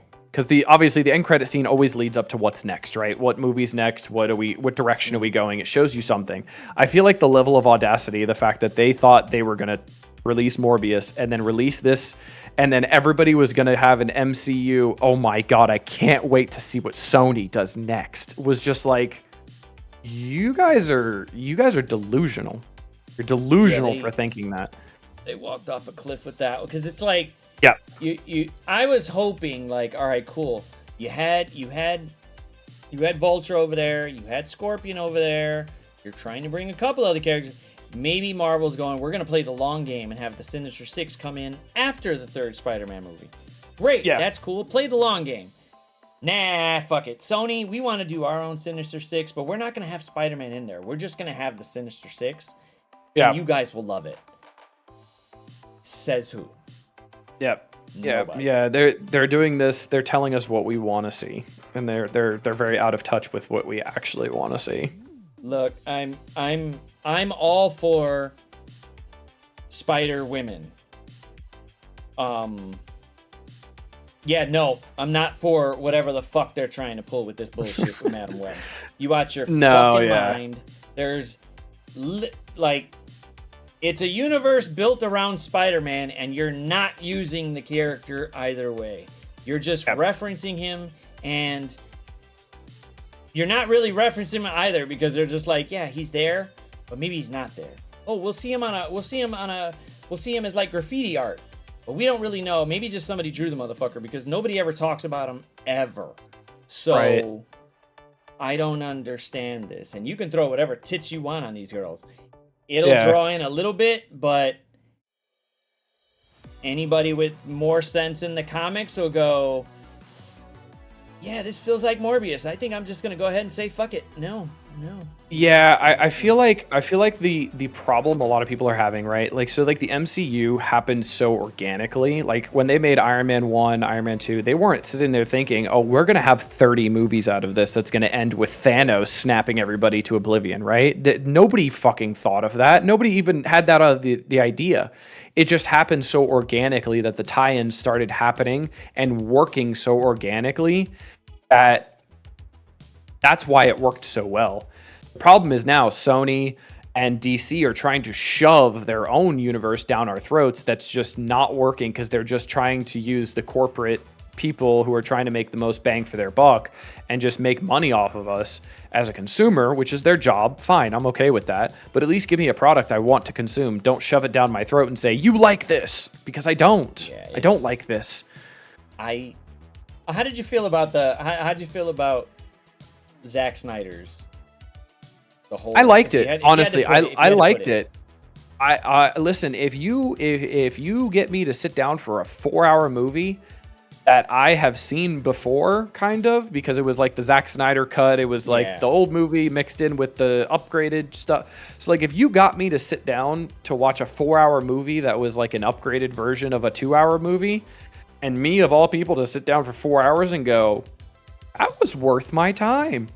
I enjoyed that. I was okay with that, but clearly DC's just stupid as shit, because they just crap on Zack Snyder and tell him, yeah, good luck with your universe, deuces. They tell the best Superman that they've ever had, hey, fuck you, we don't want you anymore. What? I just don't understand that part. Like, you got you put his face up and people know who the fuck he is. They might not know his name, but they'll go, that's Superman. Yeah, wow. Absolutely. Okay, cool, absolutely. We got it. Bam. There was a little uproar with Gal Gadot playing Wonder Woman, and then she played it, and they were like, that's Wonder Woman. We're good. Yeah, absolutely. Now, obviously, fucking what's-his-face, Jason Momoa, everybody... I don't know if that was just, some female bait there, but once he showed the fuck up, everybody's like, I know who the fuck he is. He's Aquaman. Yeah. We know that motherfucker. Like, you got these people playing it, and it's like, okay, he wants to do a bigger universe. It's a little different, and yes, we need a little different, because we already saw some strictly comic book type shit with Tim Burton. Mm-hmm. I don't know what the fuck Batman Forever and the other ones after that were, but whatever, they happened. Cool. Yeah. Christopher Nolan's part, that one felt like it could just happen in reality. He based that literally. It felt like it could happen. And cool, we had that side. Those were great. That was a great story. He knew what he was doing. However, you know, it probably would have been that Christopher Nolan's probably would have been better if Ledger would have stood around and we didn't have the freaking we didn't have the shoot up in the theater for Dark Knight Rises. And it's like, it probably would have been even bigger than it was. But Zack Snyder was like, all right, I'm going to do something different. I'm going to take a nice little take of it. Man of Steel was just like, okay, I wasn't expecting that ending, but that normally doesn't happen, but it could. There is the multiverse, great. And I was like, I can get behind this guy as Superman. Fucking looks like it. This looks great. Yeah, like when you look at like a comic book version of Superman, right? It's the only person that I would say comes kind of close is the dude who played Icarus. Icarus looks like a good Icarus, right? He looks like he would be a good Superman. He just doesn't have the size on him, and I don't know if he could put on the size. I don't think he's got the frame for it because Henry Cavill's a big fucker just in general. That is a large human. Like he's just built, like his shoulders are wide, like he doesn't need muscle and he's still a larger person, right? But you put some muscle on him and you know the dude's dedicated because honestly, that's one of the only people in any, you know, comic book hero movie that I believe when they say they didn't take steroids to get the body that they wanted for the movie. I believe him when he says he doesn't take steroids. Hugh Jackman, I don't believe. You're 52 and you're looking that good. You're taking steroids. I don't give a shit how much water you're drinking for a day. I don't care. Like, Henry Cavill busted his ass and is a fucking nerd. Like, that man lives and breathes Warhammer 40,000. Oh my god. That man is like the reason why he wanted to do The Witcher, because he loved the Witcher books and the Witcher games. And he wanted to do a very accurate version to pay homage to how good they were. And guess what Netflix did?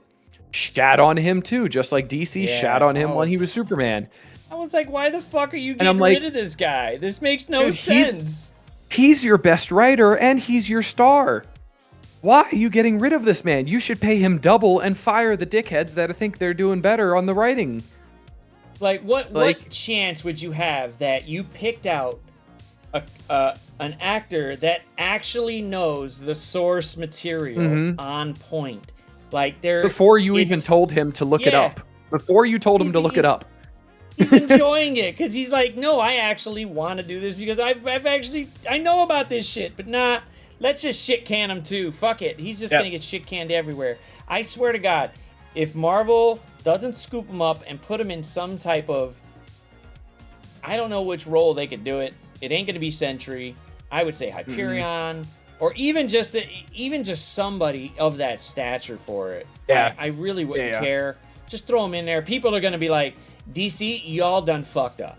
Y'all really done fucked up because there's no. I don't understand why James Gunn wouldn't have did it. I would have just been like, you know what? I know I'm starting it. I know I'm rebooting this, but guess what? Yeah.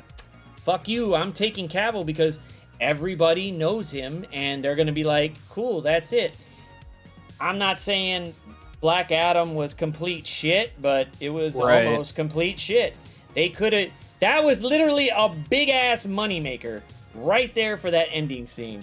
That could have been huge. Because everybody would have been like, fuck it, I want to see The Rock go against Henry Cavill. This is going to be the shit. Yeah, right?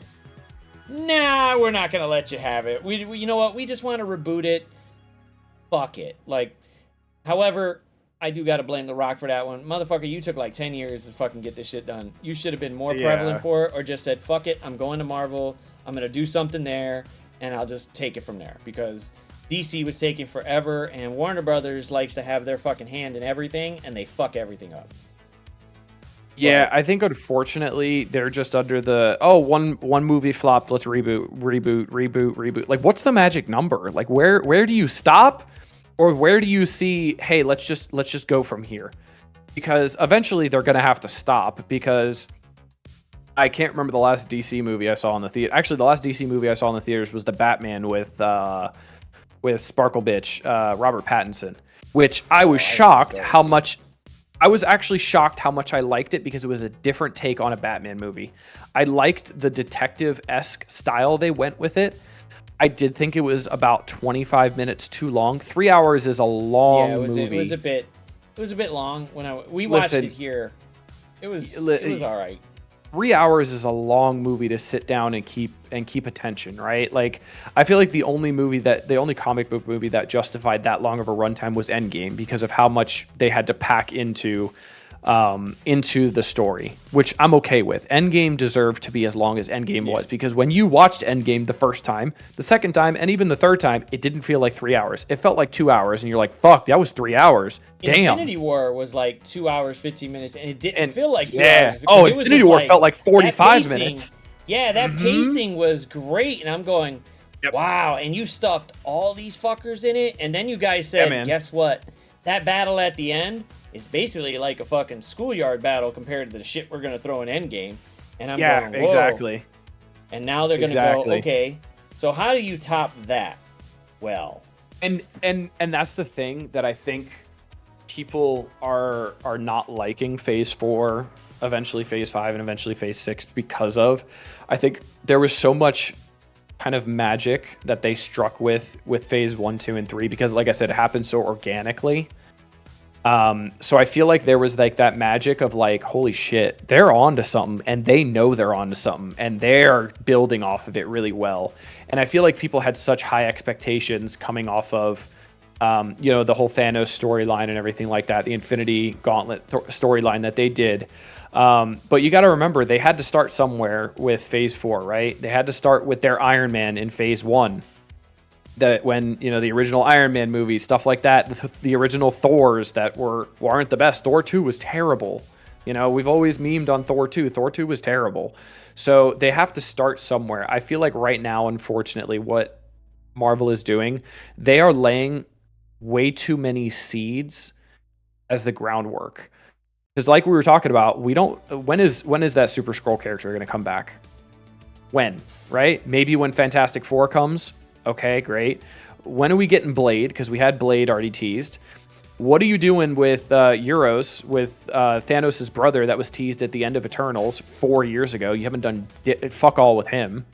What are you doing with... I know Blade's had the whole issue of the writer's strike, the main actor not liking that there was only 2 fight scenes in the whole movie, which thank God somebody spoke up, because 2 fight scenes in a Blade movie, Wesley Snipes must be crying. And... it's just, I feel like they're planting too many seeds and they're going in too many directions, and it's just confusing for the audience. Because honestly, as somebody who's pretty big into Marvel, didn't really read too many comics, but I'm looking at this and going, why are they opening up another fucking direction? Stick with Kang. Kang's fucking awesome. Stick with him. But no, put him on the back burner and send him to the fucking ether for the next 3 years until we start getting the Kang Wars and shit like that in Phase 6. That's the problem I think they're having. They're building this big bad, which is like what they did with Thanos. They built him in the beginning, but they kept building him and kept building him and kept building him. I think the only bad part with Thanos was they really didn't push him forward until they actually needed him for those movies. Right, and I agree, and I think the only reason that is because they didn't have a concrete plan of which direction they were going. I don't even think they knew where they were going to push him hard enough to really set the stage for it. Damn well they've got all the way past Fantastic Four set up and ready to go. A script is written, they're just waiting to start filming, right? COVID obviously put a damper on the timing of all that. The writer's strike is now putting a pushback on all of that. That's coming to an end and stuff like that. But they have the storylines written out. It's not about they don't have a direction. They know what happens 15 movies ahead of what we know. And they know the direction they want to go after that. Like, well, at least that's what I'm saying. This go around, they got Kang actually out there. Like Thanos, we saw him for like 2 seconds in the end credit scene. And then we saw Thanos in Guardians for like, 2 minutes? Maybe 3? Right. And then the end credit scene. But at least, wow, Kang's already hitting in a movie already. And Jonathan Majors played it off pretty fucking... Hey, man. If that's the easy version of Kang, we're about to get some guys that are just going to fuck some shit up. which is great. Yeah. And we're still getting Kang now with Loki, so they're planning more with it. I think everybody just got so hyped on that Endgame was coming. They knew something was going to go ahead. People were going to die. They probably should have brought a bunch of the characters that they had in 4 and probably should have pushed them into phase 3, or at least hinted at them or showed them up, like kind of the way they did Hawkeye and Black Widow. So that way we go, okay, cool. Now we know that they're there. They're going to lead us into 4, but people just don't get the, hey, you know, it's not like the comic books or, you know, the cartoons where Iron Man can stay that age for every episode. Yeah. Robert Downey Jr. is pushing 50, 60, man. He still looks okay, but he can't do that shit forever. However, I wouldn't have killed him off. I would have brought back S.H.I.E.L.D. and made him the director of S.H.I.E.L.D., but that's just me. Fuck that. Yeah, now they're trying to build 5 and 6, but people are getting going, I don't know who these characters are unless they're like some, you know, some really, really big star where you go, oh shit, I know who they are. Oh my God, I know this character, but I don't know the enemy you're facing. I don't know your friends that you got in there, you know, your supporting characters, but I know kind of who this person is-ish, and they don't resonate with it. Yeah, I feel like, and I don't fault them for this. I feel like phase 1, 2, and 3, they kind of blew their load. They put everybody that's iconic with Marvel, right? Captain America, Iron Man, everybody that's iconic with Marvel, Hulk, you know, Black Widow, Hawkeye, everybody front end, and I don't blame them for it. They're going to use the money-making characters up front to bring in the money, right? I feel like the issue is between Endgame and whatever the first movie of Phase 4 was. I can't even remember what it was, but I feel like there was no bridge. I feel like it was a stopping point with Endgame, and there was no passing of the torch, kind of. And I feel like that's what they tried to do. I feel like that's what they tried to do with Winter Soldier and Falcon, because they were in phase, you know, 1, 2, and 3. And they tried to do that with Loki because it was a phase 1, 2, 3 character. But I feel like there wasn't like a definitive passing of the torch on like you said, introducing the lesser known characters. Like, hey, we're going to be throwing Blade in there. Hey, we're going to be throwing the Eternals in there. Hey, we're going to be throwing, you know, Shang-Chi in there. A little bit more outlandish like out there characters that you may not have heard of as much as obviously the staple characters, which is not a bad thing. It's what you have to do, right? I feel like there was no bridge between staple characters to all of a sudden we're getting out there characters like Thanos' brother, who I didn't even know who the fuck Thanos' brother was. I didn't know who Clea was when I first saw Clea in the end cutscene of Strange 2. I didn't know who Clea was.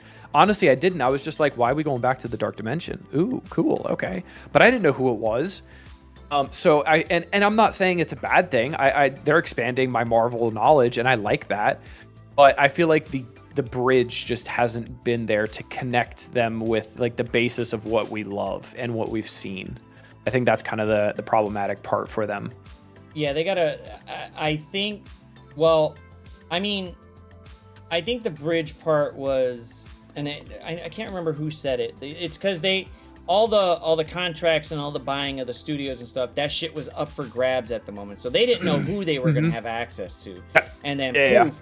They got the Netflix shows, the Hulu shows were done, the Freeform done, and then boom, they grabbed Fox, and they're like, well, we literally now got a majority of the characters that we would like to use. Now we just got to plan it out.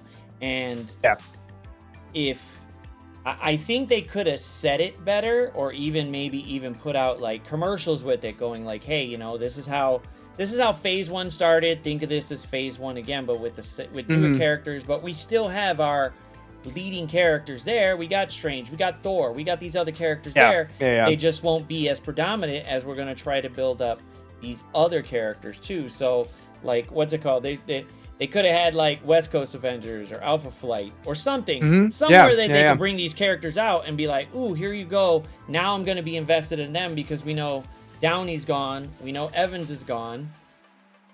Hemsworth is out the door too. Hemsworth is out the door too because he's got early onset dementia, or he's more susceptible to it or something like that. Shit. So I mean, he's out the door too. I mean, I feel like when it comes to Avengers, I feel like they're going to end up doing Young Avengers because they have the Echo show coming out. We have Kate Bishop, and then I feel like we have the Ms. Marvel. It's different. We have the hard light Ms. Marvel version, but still a Ms. Marvel version, Yeah, right? Ms. Marvel.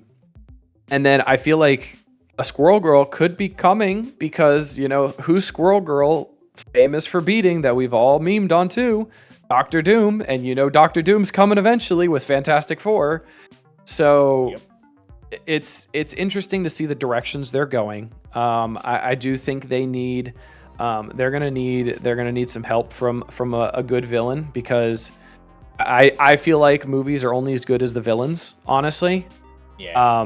Because if you don't agree with the villain a little bit, then it's not a good villain. He doesn't have a good purpose. You're not looking at it as like, it's not worth it.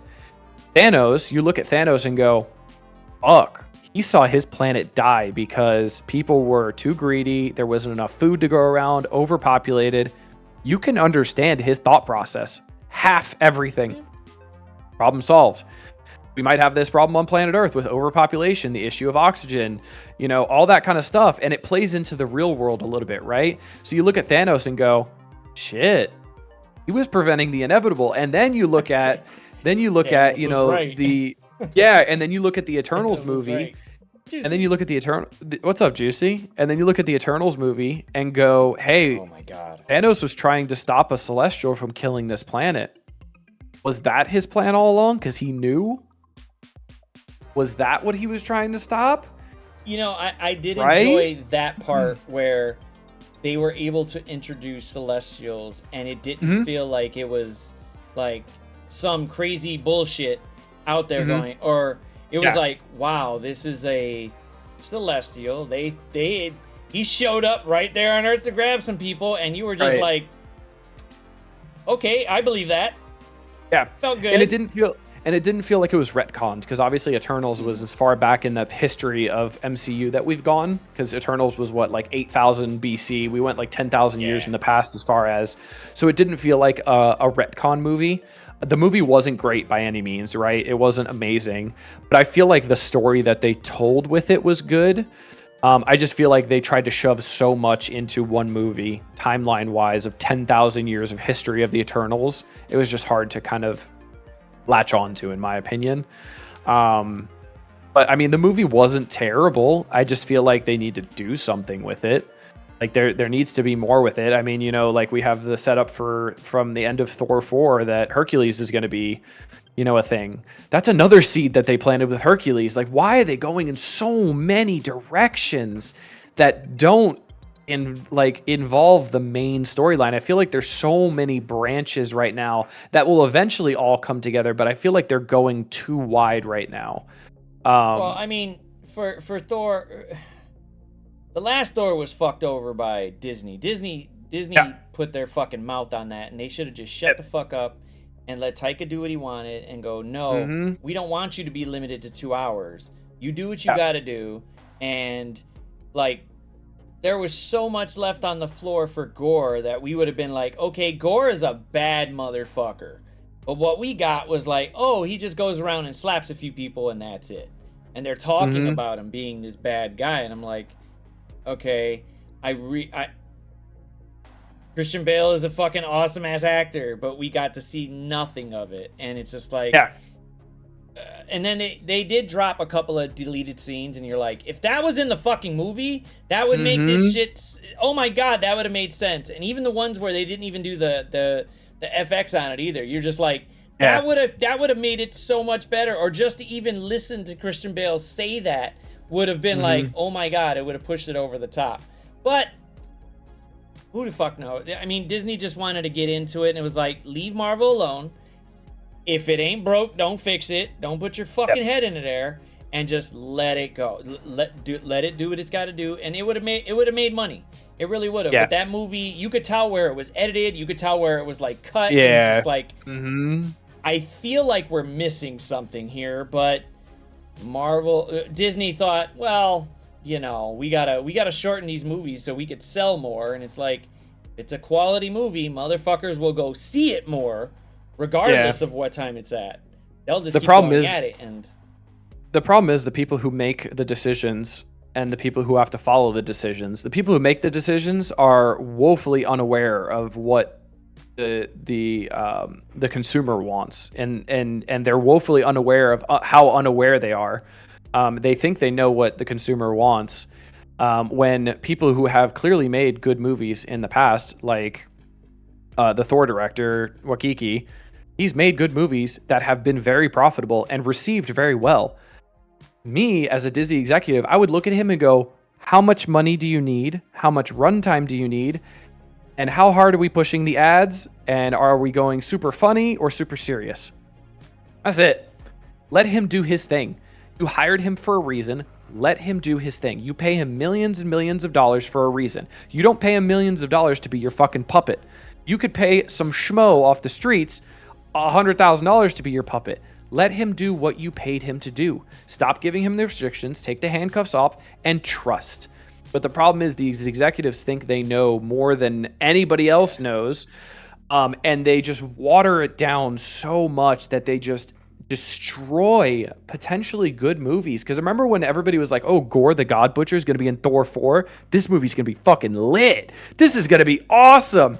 All the different directions they could go. There's rumored Zeus is going to be in here. This is going to be awesome. And then you come out of the theater and go, really? That's what they did with the God Butcher? Ugh. You know? And it's sad. It's really sad to see how watered down and how executive everything's become. And that's what we saw with Scopely a lot too.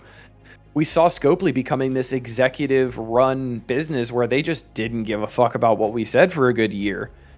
And then it's turned into the executives pulled their fucking heads out of their asses and have realized their community is the reason why they make 7 figures a year. The community is very passionate about this game, and all you have to do is sit back and let your community decide on what they want, and you will have a game that the community wanted, right? Is the community always going to have the right answer? No, but you can use that as the framework and build off of that. The framework's the hard thing to come up with from scratch. If you get the framework from the people who enjoy the game and you build off that, you can't fail. You can't. Now, I understand where, from an executive standpoint, right, you have to go tailor off on progression systems, making sure you're making money and being profitable and all that stuff. I'm fine with that, right? But I feel like you need to listen to the community for the community to want to keep playing your game. Because if you ignore them long enough, you see what happens. We get to a point where we're like, dude, this game's going down and going down quick. And real quick. The Marvel IP, you know, before the first Iron Man, the Marvel IP was big, but it wasn't, it felt more like a cult classic type of thing. People knew of Marvel, they knew of the comics, you knew most of them, cool, yeah, great. But that wasn't their thing. Now it's just like, okay, Marvel, the Marvel brand is a household name. Mainstream media now. I don't see why as an exec of going, okay, we're giving this company, Scopely and Boundless, our IP.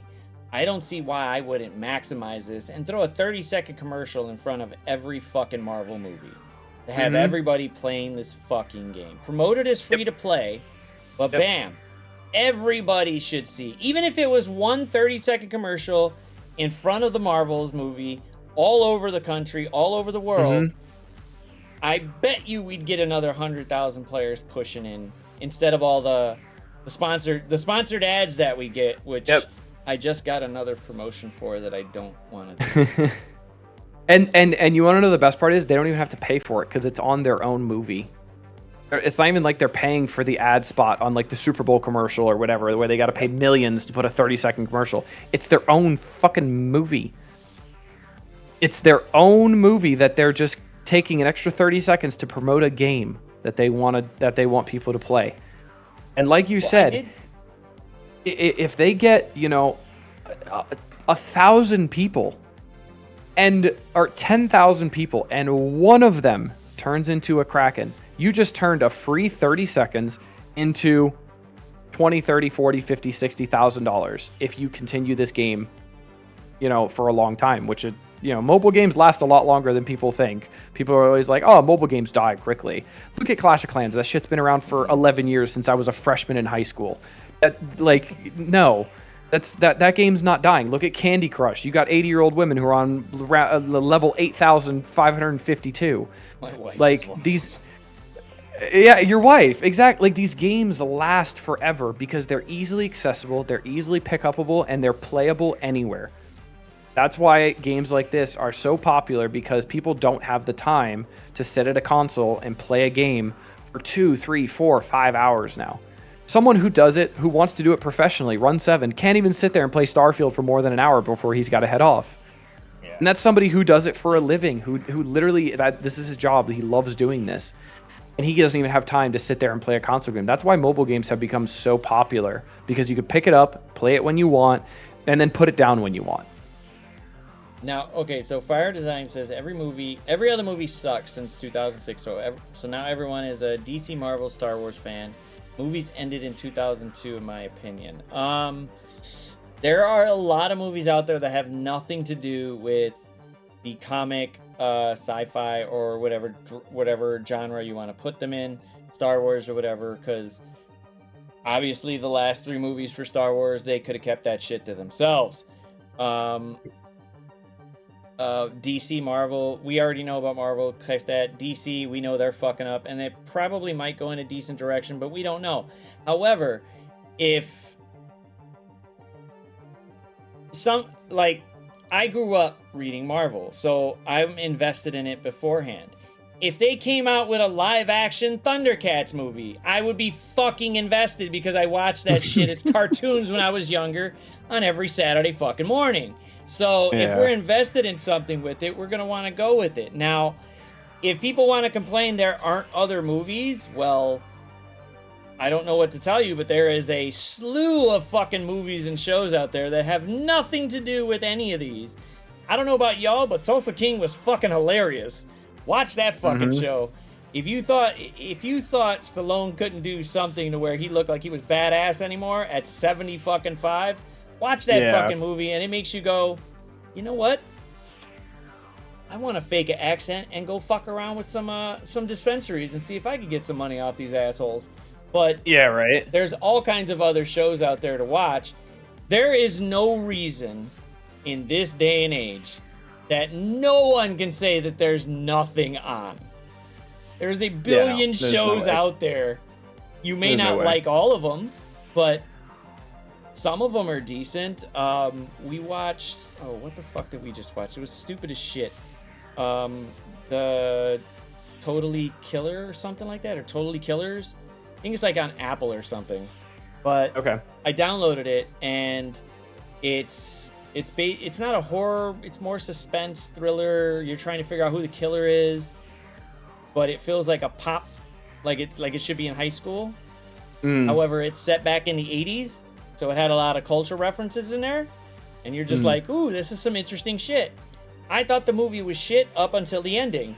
The ending was it just went in a totally different direction. Didn't even expect it. Didn't even think about it, because you're just going, okay, Back to the Future. Yeah. Okay, cool. It's gonna happen like this. Nah, they just said, fuck that. We're going in this direction, and we're gonna keep running with it. And I was like, you know what? That last 5 minutes made up for the last hour and a half that I sat here. It was a good goddamn movie. That last 5, because I was not expecting it. I was sitting there just like, okay, this is going to happen. Okay, cool. This is going to end up what's going down. Oh, fuck. Wow, I wasn't expecting that. Okay, cool. This is fucking amazing. That was actually decent enough writing. It only took an hour and a half to get there. Big deal. But there's a lot of shows out there. You may not know, you may not understand, you may not have heard of them.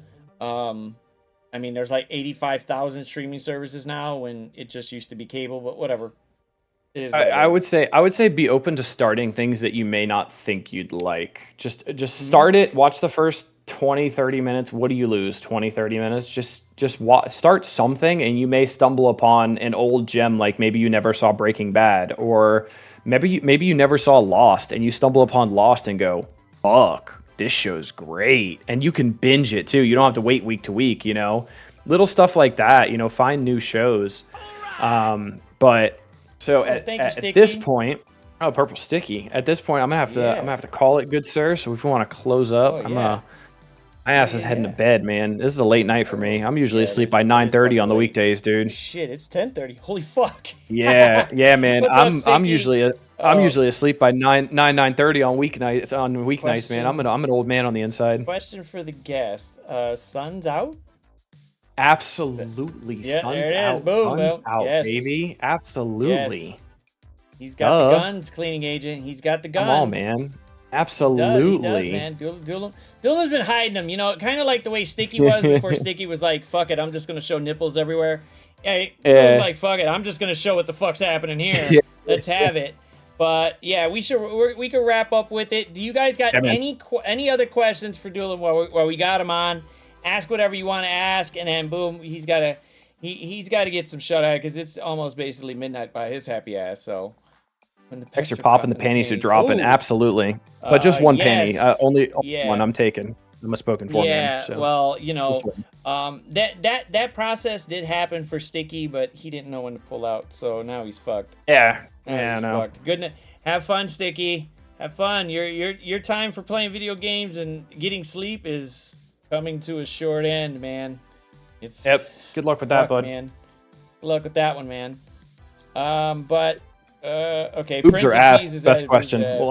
We'll end it with, what do you think about Darkhawk? I think he's a very cool character. He looks like Shredder from Teenage Mutant Ninja Turtles with a different splash art on him. So I'm here for it. Is it really? I like it. It's a switch between like Shredder and the Predator with the claws, which I kind of like it. Yeah, he looks pretty cool. The red claws. I'm sitting there going, what the hell is this? I'm going, oh my god, these guys. And then boobs are ass. Absolutely ass. 10 out of 10 ass. Listen, ass all day long. But at that point, we're calling it. I'm out of here. I need to get some shut-eye. Right, appreciate having me on, sir. This was a lovely time. But make sure to go check out Dulom. He did make affiliate, but you know what? We just want to make sure everybody follows his happy ass anyway. What times are you normally on? I'm on usually Monday through Friday in the mornings. It's going to be 7:45 Eastern to about 8:45, 9 o'clock in the mornings. So it's kind of an early stream. Mondays usually it's just kind of a miscellaneous. Let's chat about some stuff. We'll talk about the weekend. I usually make a video on stream as well, so you can see the background process of that. Tuesday, Wednesday, Thursday, obviously we got Crucible. And then Fridays, obviously another miscellaneous kind of day, just hanging out, talking with you guys. I don't like to just be like, oh, I'm just going to do dailies today. Like I'm going to have talking points when I come on. I'm going to have some questions ready for you guys. Let's chat about it, stuff like that. But yeah, it's going. I've got a YouTube channel too. I'll put the link in the chat. So I got a YouTube channel as well. I got videos going up minimum Monday through Friday, 5 days a week. Stuff that I got going on there. I got resource management series going on. So if you got problem with gear, you got problem with what you're farming, you got problem with golden training mats, I got videos on that. I'm bringing out another video coming out on Monday about dark promotion credits, given the new economy that's coming around that I see happening, and also the new upgrades that are available. So if you guys are interested in that, a different content creator, maybe a different spin on things, go give me a subscribe, watch some stuff, give me some feedback in the comments. Let me know what you want to see. Let me know what you like. Let me know what you don't like.